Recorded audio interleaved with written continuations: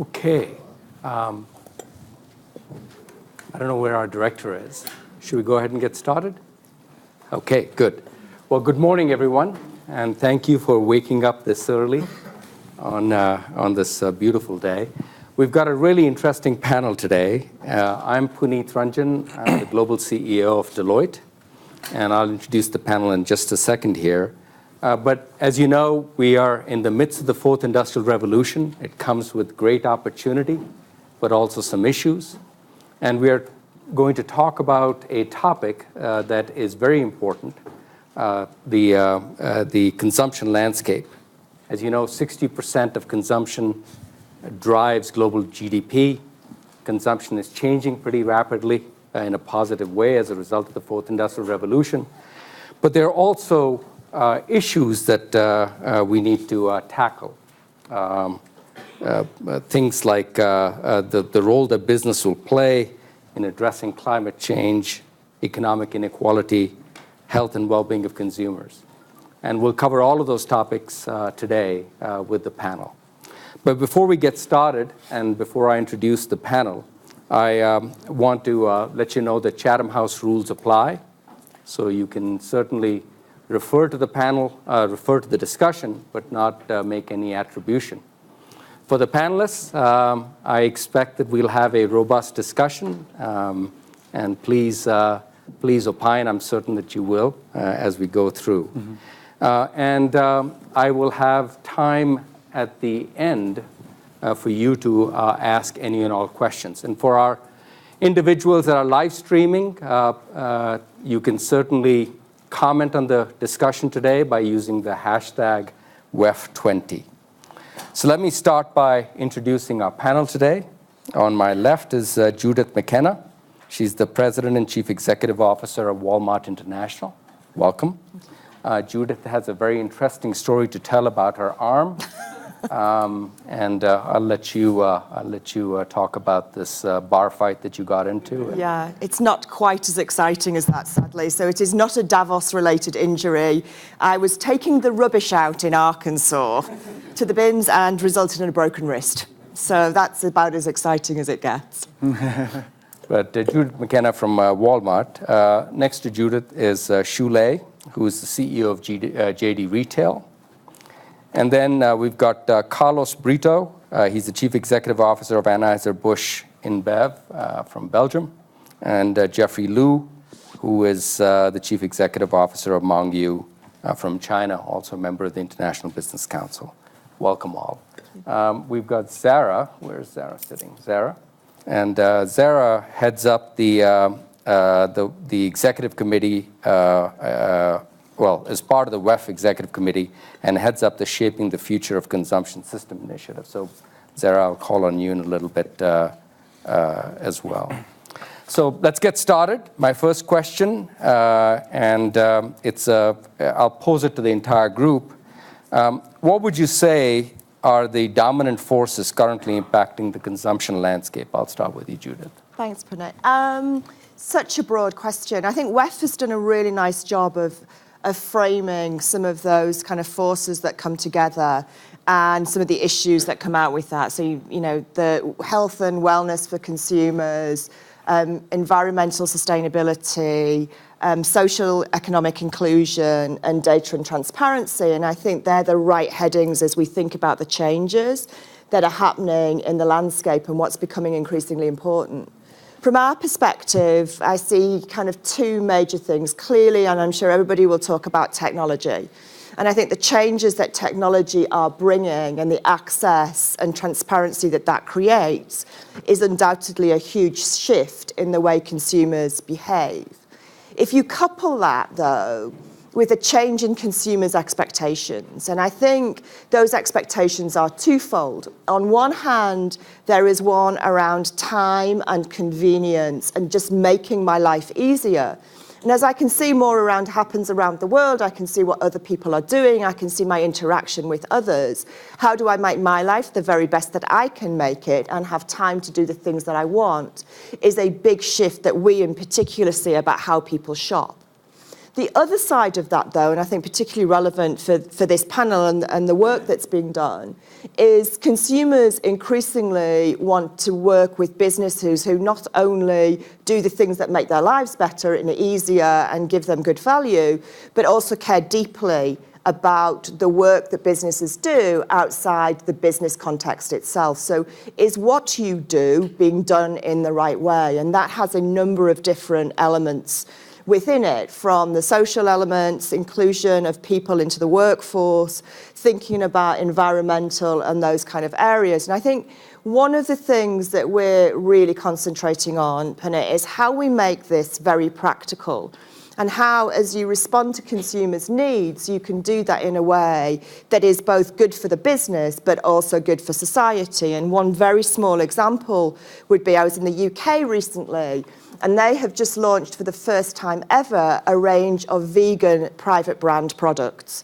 It's now one of our biggest selling products. So thinking about the sustainable aspects of veganism, plant-based proteins, it's a great business line for us, but actually answers a consumer need as well. So this kind of connectivity in the expectations of consumers around, I want to work with businesses who do things that are in line with the values that I have and are increasingly important, I think is an area where all businesses can continue to play and to do a broader role in meeting all of the demands, the access that technology gives us, the change that that brings, the doing sort of good business to make life easier for people, and doing it in a way that is sustainable and right.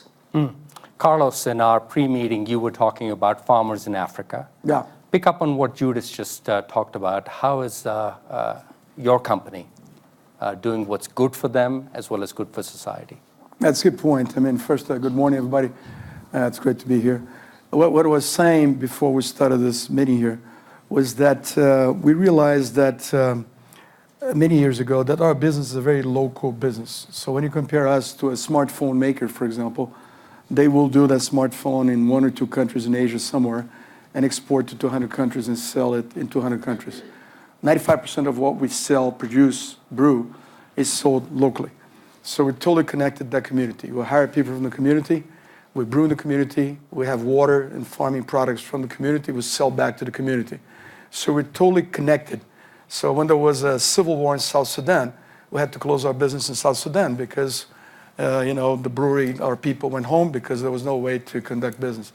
So we realized that we're very connected to that community, and that if the community is thriving, then we also have a chance. In Africa, we realized, and now in parts of Latin America, that brewing beer and importing raw materials was not always the best for that community. So some years ago, we decided to develop local recipes that were locally relevant, using sorghum, cassava, maize, things that local farmers were producing. Because in those countries, normally what you have is the problem of illegal alcohol. So alcohol, branded alcohol, is very expensive. So people go for cheaper products, and some of them die, go blind, because of the quality of the product being very poor and no control. So we went to governments and said, hey, we can adapt our recipe and launch a different product here using local crops. In some of those countries, more than half the population is in agriculture, but subsistence agriculture. We said, give us a tax break so we can practice a lower price in the market. We can bring those consumers to branded products. We'll get these farmers to go from subsistence to commercial farming by giving them more technology, better seeds, and guaranteeing that they have a market once they harvest, so there's no risk for them, and they become commercial farmers, and everybody wins. Consumers are safer, we create more formal jobs, the government collect taxes, because from illegal alcohol they collect no taxes, and now farmers are commercial farmers, and instead of sending money to Europe or Australia or Canada buying their barley or malt, we keep the money here, and this farmer maybe will be my consumer, because now this farmer is going to be present in the market, and their families can go to school and all that. And then just one last thing, connected to that, to discover that because these farmers are very small, even when they yield triples or quadruples, they continue to be very small. We need the middleman to consolidate this cargo to a truckload to send to our breweries.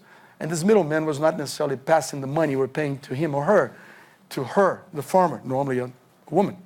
So with blockchain, we developed with an NGO from China from India called BankQ, a system of a distributed ledger where we now know who's getting what in the chain. And now this farmer who was never bankable because she couldn't prove income of any source, had no report or material or paperwork. Now in a flip phone, she has in the blockchain, she can prove that she's a supplier to AB InBev, a global company, and now she's bankable. So now she can open a bank account. Now she can maybe have a line of credit to develop their business. So a lot of these things mushroomed from this idea of we're local, we need to do what's good for the local guys. There's a whole bunch of subsistence people here. Let's elevate them to commercial farming and keep the money, going round and round the society in the virtual circle. So that this is the idea of consumption benefiting also stakeholders in the communities. Shulei, what's your perspective?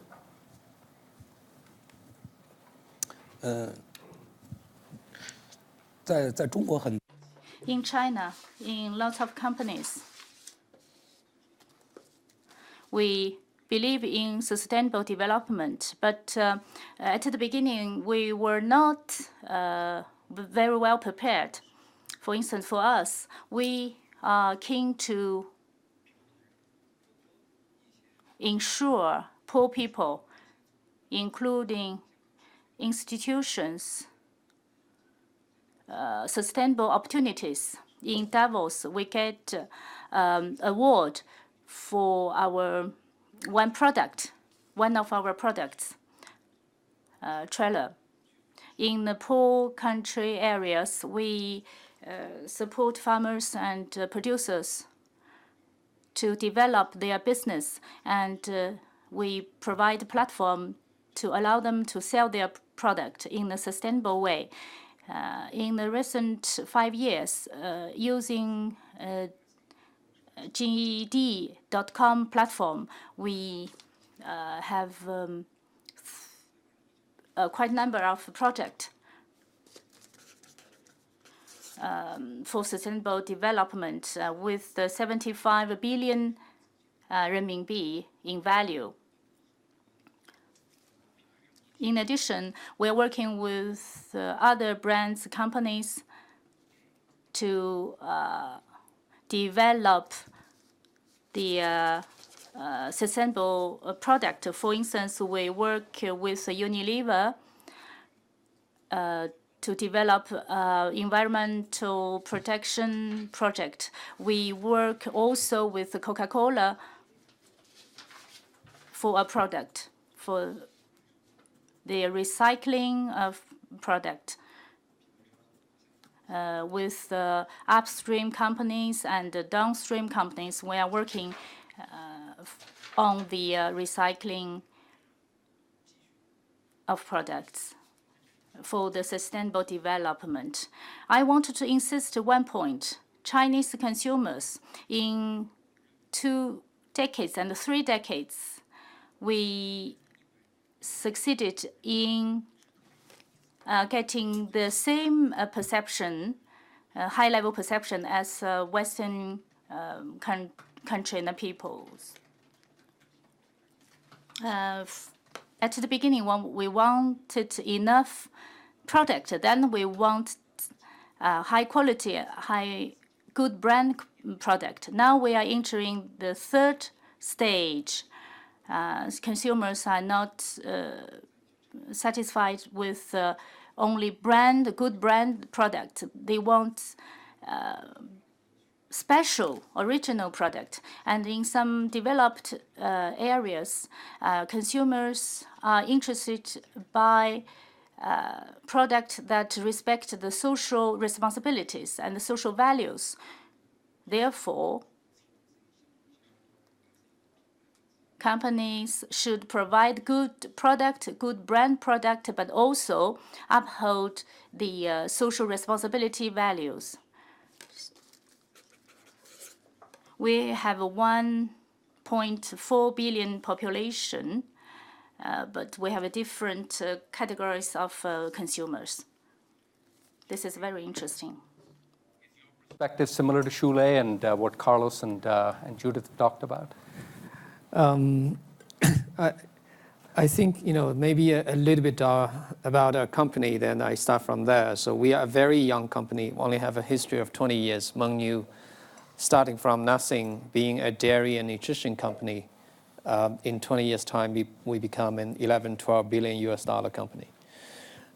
When you look at that phenomenon, you will see that a large part of our job, because dairy, you have a very long supply chain. You go all the way from feeds, farming, production, logistic, and then all the way to retailing and partner with our retailer partners to sell product to consumer. Now, what we are doing now is, the challenge we have is for a pack of milk, we only sell 20 cents of US dollar. We serve billions of pack each year. A pack of milk for 20 cents? Yeah. To serve almost 90% of Chinese family. And you know, farming, we can only farm in the northern part of China. So manage such a large quantity at a very high level of quality, because you know China has been facing a lot of challenge on food safety. So we have to do a lot work on that side. So how we are actually be able to be more efficient, but at the same time manage the entire sustainability, all the way from growing the feeds to service our customer, right? So if you take like one, I always use one example that I'm using. Today we have digital farming. We use smart logistic, where we use AI. For example, we have 60 factories serving 2,000 SKU, of 2 million, outlets. How you optimize that? And we cannot calculate anymore, so you have to use really the new technology. So my simple, kind of a conclusion is that with such a large quantity to manage, to service, and still be sustainable, you have to use technology to really be more efficient and be, environment friendly. Each pack of product, when they move out of factory, it has to ship almost 6 to 7 times move before they reach the consumer. But using smart technology, then we are able to reduce by 1. So meaning that only they will transport by 4 times to reach, our consumer. Then you actually have reduced really the carbon, emission. So all these, such a long, supply chain, every part of your supply chain, you need to think about innovation and technology to make it viable, right? So this is the challenge. It's not about, whether consumer will, there's a consumption type of, but it's a basic nutrition that you have to serve them with such a level of quantity and quality, but do it right. Right. So this is really my interpretation is always technology and innovation in the entire supply chain to manage the challenge of sustainability, manage food safety, manage, also, society, because, people, you deal with farmers, right? So you have to help them how to farm more efficient and to be more environment friendly. That's one side. But when I come back to the point about, at the same time, we are managing consumer who are willing to pay really premium, looking for even better, benefits on site. You almost service like 2 worlds. One, our consumer even pay more to buy a yogurt than probably the price in US. But at the same time, we have a consumer who need basic nutrition, and you have to manage such a large, quantity and of quality. So, if you put that all together, this is already, I always say part of our business is a social business, and part of our business is like an innovation driven type of, business. I think the last part is interesting. Go ahead. I was just going to say, I think that the point that you draw out from that, which is really key, is this need for collaboration right throughout a supply chain. Yeah. We partner with everybody here on the panel, and what's clear is you can't do anything about one part of this.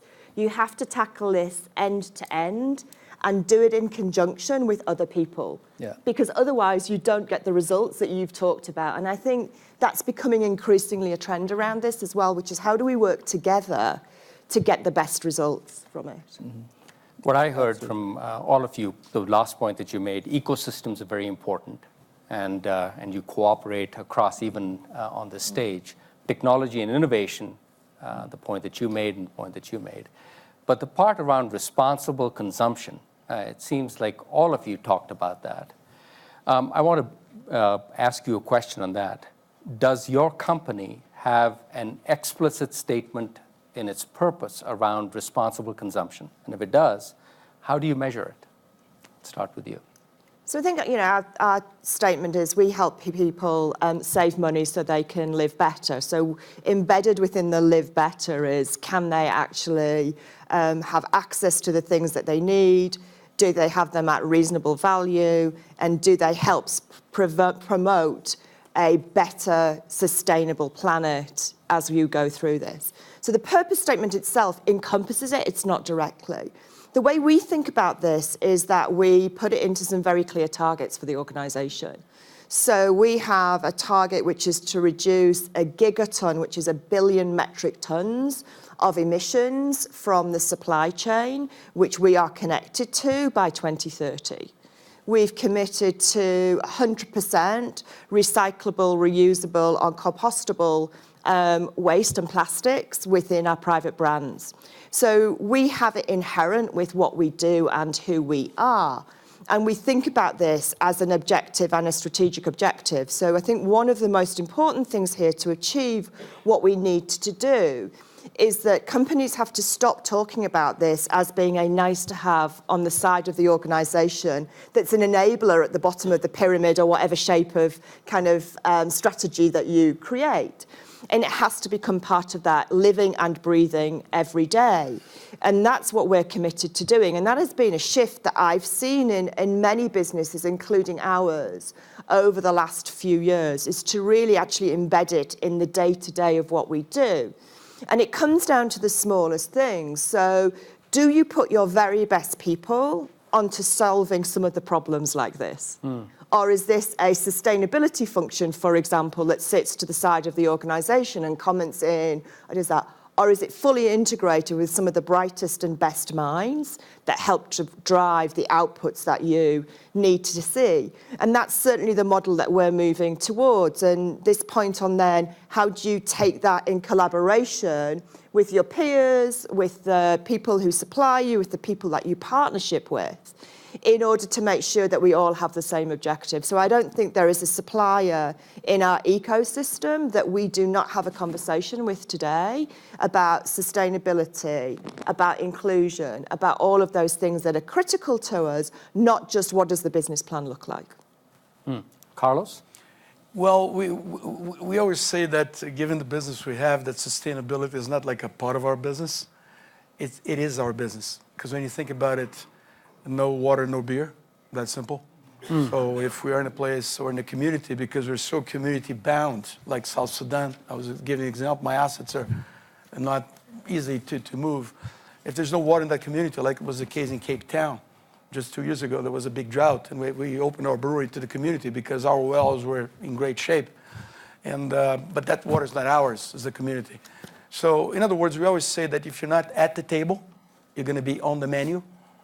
So you better be at the table because you're part of the community. So you have to be discussing things that are community related. So I'll give you an example. Sustainability again, water is our business. Why do people believe that water will continue to be important for us?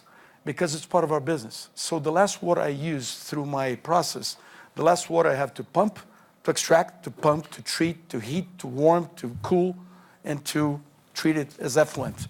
So it makes sense for me to be very careful with water, not just because of sustainability, but also because of my business.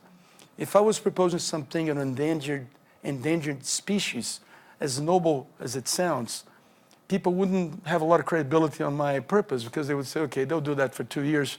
Once people look to the other side, it doesn't make business sense for them, they'll do something else. So for us, the sustainability pillars for us are all based on our business. It's about energy, packaging, farming, water. Because that's what we have in my product. And that's what the communities in which we operate, that's what's important for them. I'll give you another example. 6 years ago, we started a private company coalition co-signed by the United Nations in New York. United Nations New York, a global partnership, Now we have 26 companies in that partnership. It's called Together for Safer Roads. And the whole idea was there are many companies that can help governments get to safer roads. For example, I can because drink and drive, obviously, but telecom companies can because today, for example, if you go to the US, there are more accidents, way more, because of distracted driving, people texting and driving, than because of drink and drive, because Uber solved a lot of that, because people don't need to drive anymore, right? But we formed this coalition with companies from car companies, autonomous vehicles, technology companies, consumer goods companies, insurance companies, IBM. So all these companies come with different data sets, and we get the data set from the government, and that's a global project, and we help them process and get insights. So for example, I'll give you an example. There was a city in which games and the whole thing about sports and venues was something that attracted a lot of consumers to go to the venues and then go home. And there was a lot of accidents around those games, right? And they were putting heavy policing, around the game, 4 hours before, during the game, after the game. And then a simple analysis showed that 90% of the accidents were, of course, once you say it's obvious, after the game, not before the game, not during the game. So after the game, in the first 2 hours of the game, and it was 2 crossroads where, again, 80% of those 90% accidents took place. So, and that city was in a tight budget, so he said, hey, why don't you, instead of putting police all throughout this 12 hours, you put police for 2 hours, heavy police, in this and then accidents went down by 50% in that one thing, and so on and so forth. There was another city that was close to the shore, close to the sea, and every time there was a storm, number of accidents would escalate big time, fatal accidents included, because the sand would be blown onto the highway, onto the lanes, and people would have tough time braking. And there was a company that would clean the roads once a week, always on a Tuesday. But sometimes the storm came on a Wednesday. So, again, basic data analysis showed that if you could have a flexibility with that company and say, hey, whenever a storm comes, you come on that day, half an hour later, and you clean, 90% reduction in accidents. So silly things, but because governments operate in silos. So once you come there and say, hey, give me the data, we're going to process this together with what we know from consumers from this region, from the insurance side, from the consumer goods side, from all sorts of sides, and let's try to use the money the best way so we can ensure better roads for consumers. Because today, more than millions of people die on the road for reasons that are preventable. So from helmets to equipment to roads to these examples I just gave.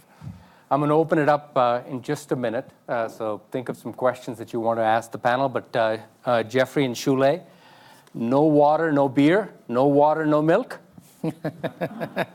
How would you... Yeah, exactly. Very quickly, I'd like to open it up to the audience as well. I think if a quick point I want to make is that I believe our unique contribution is actually we, along the way, learn how to serve a basic nutrition to every single consumer. Today, if we serve like 1.4 billion, when we are in Southeast Asia, you add on to that, it's 2 billion. When we are adding more India and even Africa, we are probably talking about 4 billion. So our contribution is that how to serve those 4 billion people with nutrition and health, but in a more efficient and sustainable way. And we learn that along the entire supply chain and using technology, using digital. One thing I also always make an example, a pack of milk, I have calculated, if we do the entire total digitalize of our supply chain, it carries 170 megabyte of data just for a pack of milk, all the way from a digital farm, digital factory. We have 4 digital factories now out of the 60, and also along the logistic and also a consumer data. If you calculate and quality data as well, so if you bring these all together, it's 170 megabyte of data for a pack of milk. We should do a session on this digital factory. I'd love to be able to explore that a little bit more, but maybe the audience will ask you a question. Shule, real quickly, and then we'll open it up.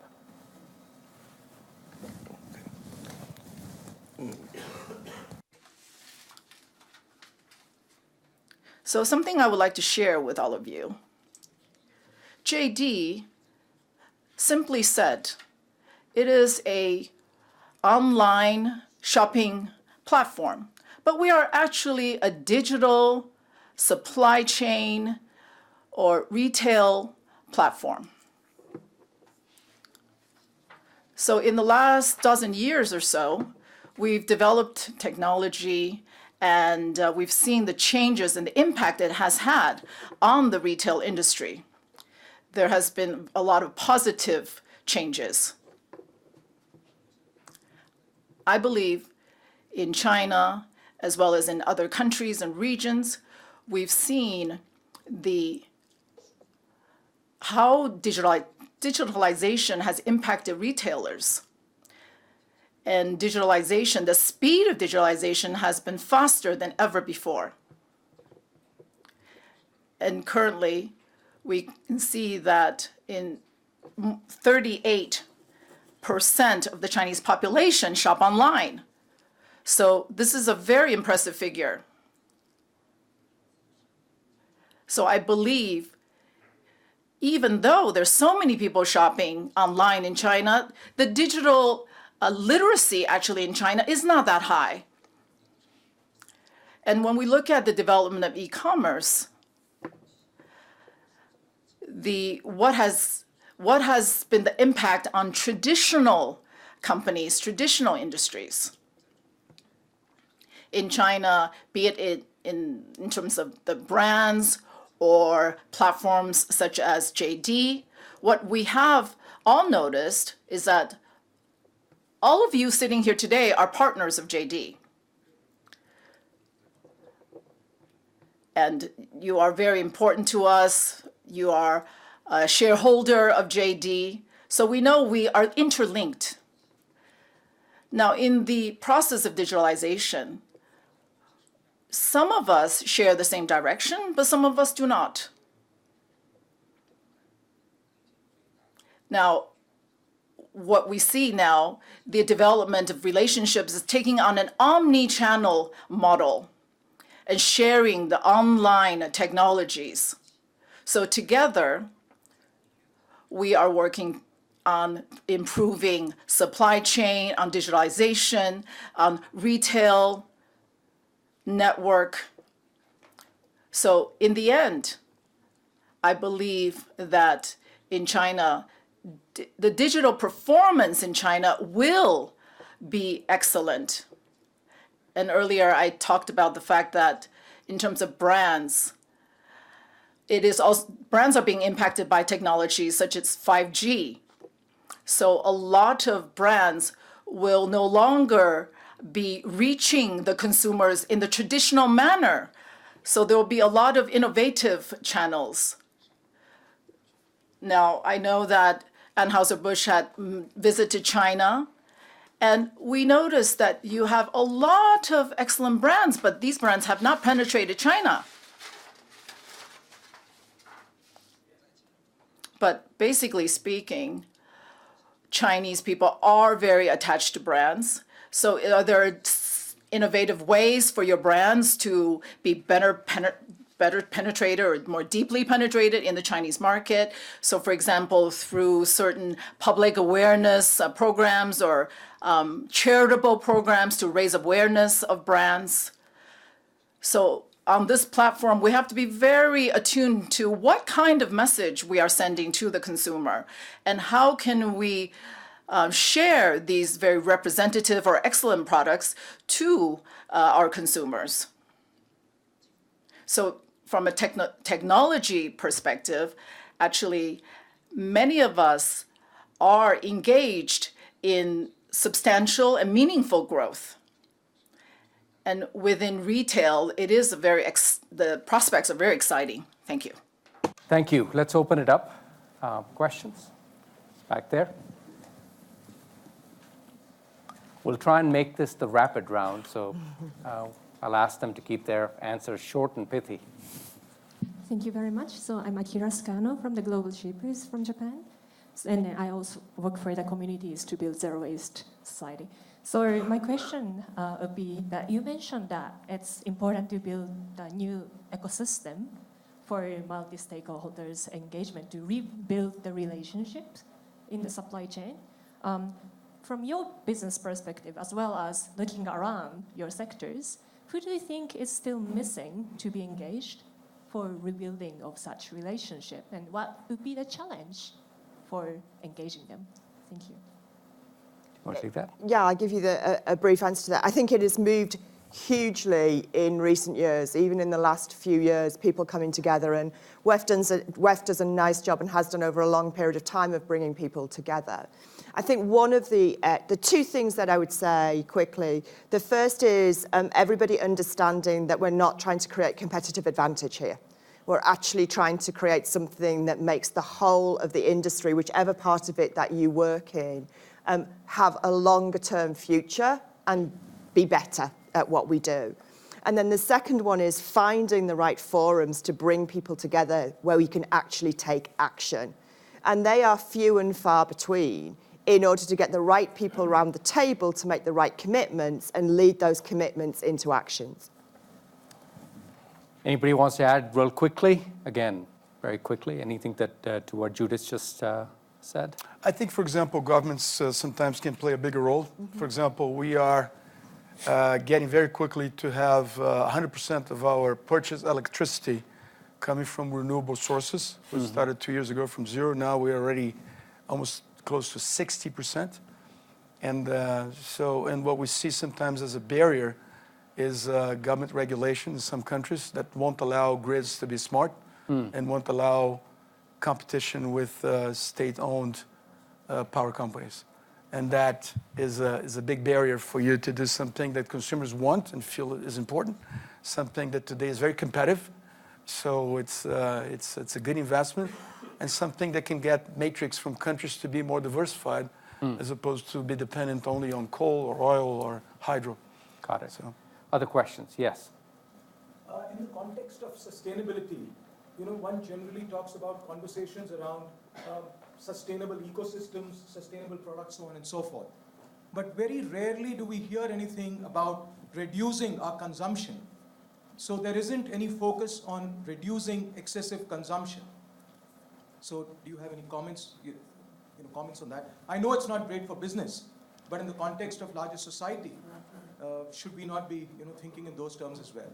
I think, if I may, this is I sell alcohol beverage. I sell beverages in general, but a lot of it is beer, which is alcohol beverage. So reducing excess consumption is something that's at the heart of what we should do, and we do.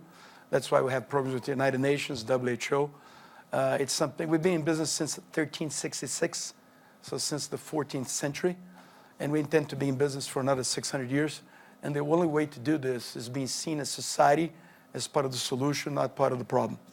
No, we'll never be perfect. I think no company will ever be perfect. But if you're trying to combat, it's the same thing as a car. A car was done to get people from A to B, place A to place B. But if people use cars to race in the streets, they can kill people and do lots of things that a car was not thought to be. Beer is the same thing. Beer was there to celebrate, for friends to gather around. Some people use it in wrong ways, just like sugar, just like so many other things. So we're and one of the ways we do that is by reformulating products, taking alcohol slightly down and down and down. In the UK, for example, it's an amazing, there's a now scientific paper from Professor Peter Henderson saying that from everything that was tried in terms of higher prices, higher taxes, getting distribution to be curtailed, no media, what really worked in the UK has been reformulation of products, just like salt and sugar. So and also offering products all the way to zero alcohol. Beer can do that. So that's what we have in our portfolio, to offer consumers a choice. But you're totally right. Excess consumption for us can be a huge problem because once society sees us as a problem, business only exists because societies allow them to exist. The moment you start being part of the problem, you don't exist anymore if you project some years ahead. Okay. Great question. All right, quickly, because we're trying to wrap up here. Go ahead. I would like to talk about the issue of excess consumption. In China, we see a very interesting market. We are a developing nation, and in terms of price volatility or price stability is actually quite high. If you visit a site, a Chinese retail site, there's always going to be sales and promotions going on. It's impossible to do business without providing some kind of discount or promotion. But if you look at Amazon, they have very restricted days where they have sales or they have promotions. That's very different from the Chinese online retail model. In China, retailers must provide promotions on a daily basis almost. It's impossible to do business without providing these promotions. So we understand there's an issue here. If you continue to promote or offer discounts or promotions, of course you're going to motivate people to excessively consume. Some people will buy 100 rolls of toilet paper or 100 cans of Coca-Cola.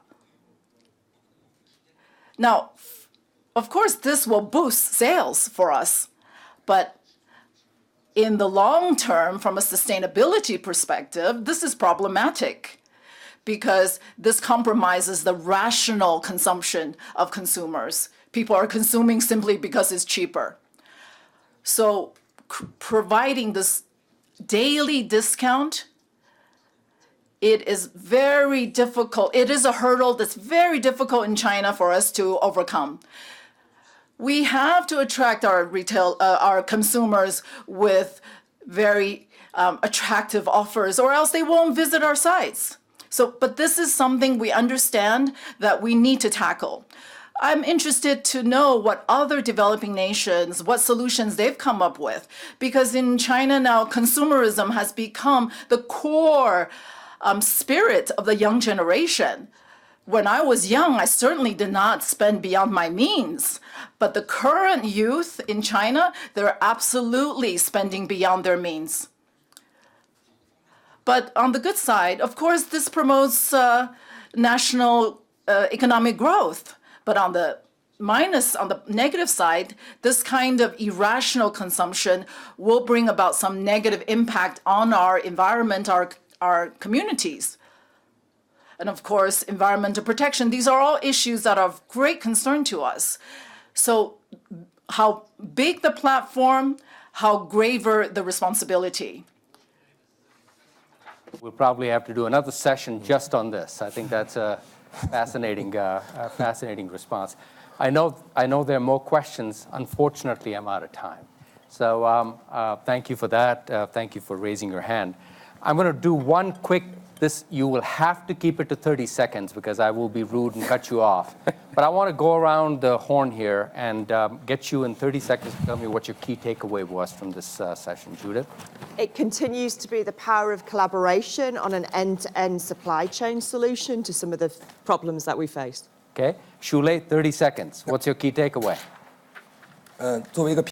As a platform, I hope that more upstream partners and downstream partners can work together to have a responsible, sustainable behavior. One company cannot succeed in this. Well, the key takeaway is that we all understand that we have to be part of the solution. We have to be where consumers are and try to do what's good for the community. Otherwise, we have no business in the future. Jeffrey? Technology and digital transformation going to help us to make all the problems or, to be, solving these sustainability problems. Okay. Zara, do you have anything to add real quickly? I don't know if my mic is on. Well, hi, everybody. Again, my name is Zara Ngilizian. I'm head of Future of Consumption Platform. And just once again, I wanted to reiterate the mission of the platform, which is to advance responsible models of consumption for the benefit of business and society. We very much believe in the following principle that to succeed in the fourth industrial revolution, there will be a premium placed on innovation, willingness of organizations to disrupt themselves, and collaboration. And I certainly appreciate the efforts underway to transition the various businesses the panelists lead towards a responsible path, and would like to invite all of you who are engaged in efforts to advance responsible consumption to bring your ideas to the World Economic Forum platform and to work with us to further amplify and scale those efforts. So thank you. Thank you. Well, thank you to the panelists. Thank you to Zara. Thank you to you all. Thank you to the live stream participants. And that's the end of the session. Thank you. That's great.